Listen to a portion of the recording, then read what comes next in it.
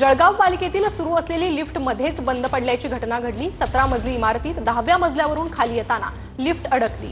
लिफ्टमध्ये अडकलेल्या दोघांना लिफ्टचा दरवाजा तोडून बाहेर काढलाय। पालिकेत एकूण 6 लिफ्ट असून केवळ 3च लिफ्ट सुरू आहे। 3 लिफ्ट बंद असल्याची माहिती समोर येते आहे। जळगावच्या महापालिकेमध्ये काल लिफ्ट कोसळल्याची घटना घडली होती आणि या लिफ्ट कोसळल्याच्या घटनेमध्ये लिफ्टमध्ये अडकलेल्या 2 लोकांना जे आहे दरवाजा तोडून बाहेर काढण्यात आलं।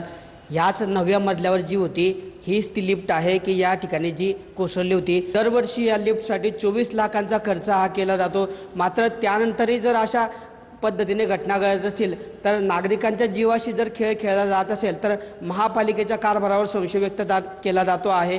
नेमकं या ठिकाणी आणखी एक धक्कादायक माहिती समोर आली आहे ती म्हणजे महापालिकेच्या या लिफ्टचं 1.5 वर्षापासून ऑडिटच झालेलं नाही। महापालिकेतल्या अधिकाऱ्यांनीच आपल्याला ही माहिती दिलेली आहे। त्यामुळे महापालिका लोकांच्या जीवाशी खेळ खेळते आहे का, ऑडिट का होत नाही आहे किंवा दुरुस्तीवर खर्च केला जातो आहे, मात्र तो खर्च जातो आहे कुठे, असे एक ना एक सवाल या ठिकाणी उपस्थित होत असून महापालिकेच्या या प्रकाराबद्दल संशय व्यक्त केला जातो आहे। मात्र निश्चितच आता 3 लिफ्ट ज्या बंद होत्या त्यात आता 4थ्या लिफ्टची या ठिकाणी भर पडल्यामुळे